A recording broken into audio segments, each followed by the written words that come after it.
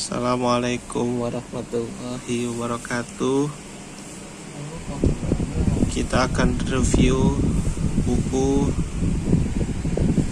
Syekh Ibnu Athah, Telaga Makrifat, Mempertajam Mata Batin dan Indra keenam. Kan itu. Penerbit Mitra Express. Ambil buku deh, ditulis belakang. Mana tulis?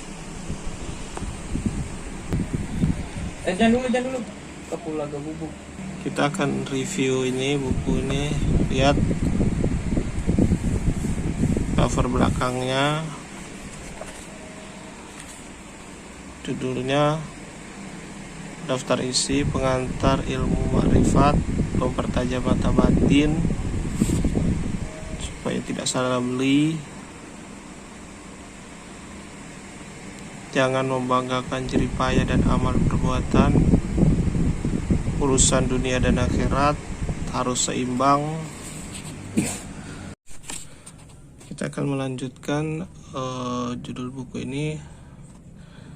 Daftar isinya urusan dunia dan akhirat harus seimbang. Tirai takdir tidak dapat ditembus dengan kehendak manusia. Jiwa yang tenang, kebutaan mata hati disebabkan tipuan pemandangan duniawi. Allah memberi bukan karena doamu, keraguan-raguan hanya mengotori mata hati dan menggelapkan indera keenam. Kelapan mengasingkan di hati dari kesibukan tak berarti, halaman 30. Keinginan berlebihan dapat membutakan mata hati yang mawujud, mengokohkan wujud Maha Pencipta. Allah tidak dapat dipandang dengan mata kepala. Allah tidak bisa dipaksa menuruti fantasi manusia. Jangan menunda beramal soleh. Jangan terkecoh pandangan matamu terhadap duniawi. Merasa butuh, tetapi jangan meminta. Jika awalnya baik, berakhir juga baik. Nah, kita akan halaman selanjutnya. Nah, ini banyak. 17 bercahaya pada permulaannya, bercahaya pada kesudahannya. 18 keajaiban hati bisa menjadi aura. 19 dua cara Allah memberi petunjuk hambanya. 20 hamba yang bebas dan yang terikat. 21 orang yang salik dan yang wasil.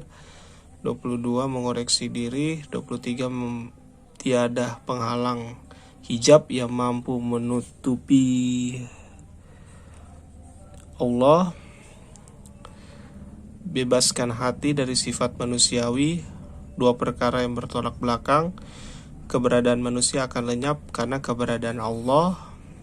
27 ini Allah ada sejak awal hingga akhir. 28 hanya Allah yang memenuhi kebutuhan kita. 29 berbaik sangka kepada Allah Subhanahu wa Ta'ala. 30 yang buta bukan mata kepala tetapi mata hati. 31 riya dapat merusak pahala. 32 jangan berkawan dengan orang lemah. 33 amal sedikit dinilai banyak. 34 bila hati baik, perilaku ikut baik. 35 penyebab kematian hati. 36 dosa bukan penghalang rahmat Allah. 37 keajaiban karunia dan keadilan Allah Subhanahu wa Ta'ala.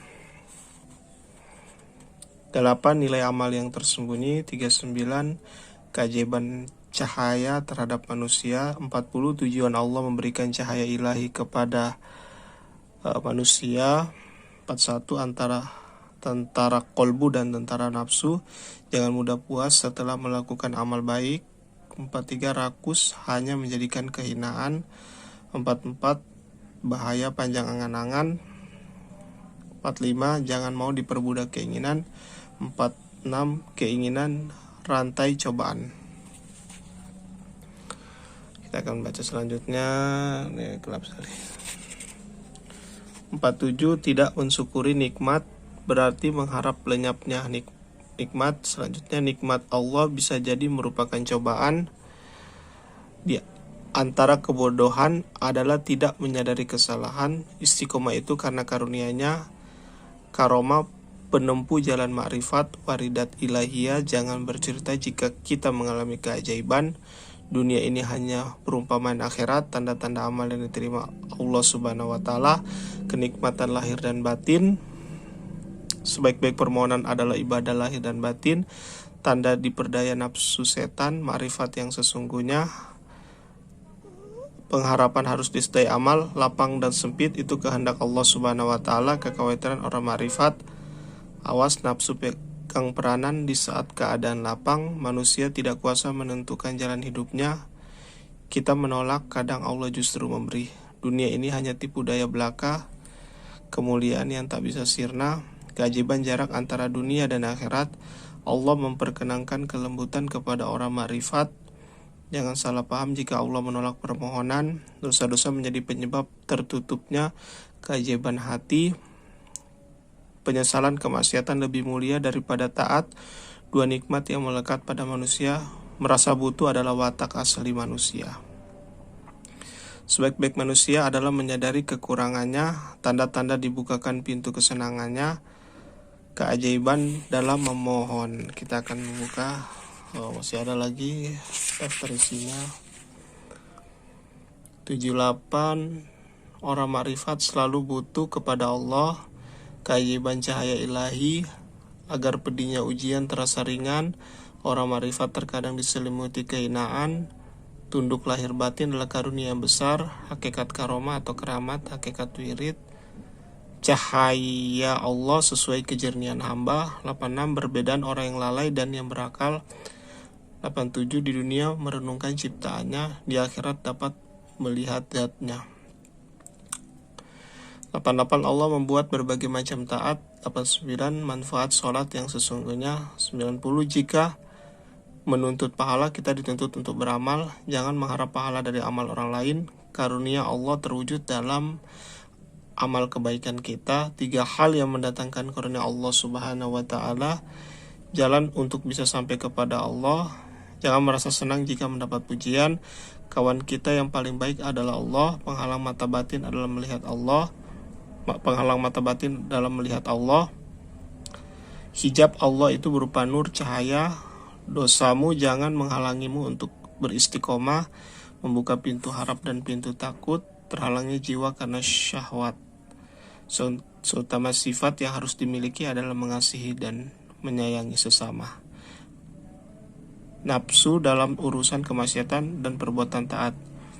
Orang lain tak akan tahu riya di hatimu. 105. Orang beramal karena senang dilihat orang. 106. Lenyapnya pandangan manusia terhadap dirimu. 107. Terbukti pengakuan cintamu kepada Allah Subhanahu wa taala.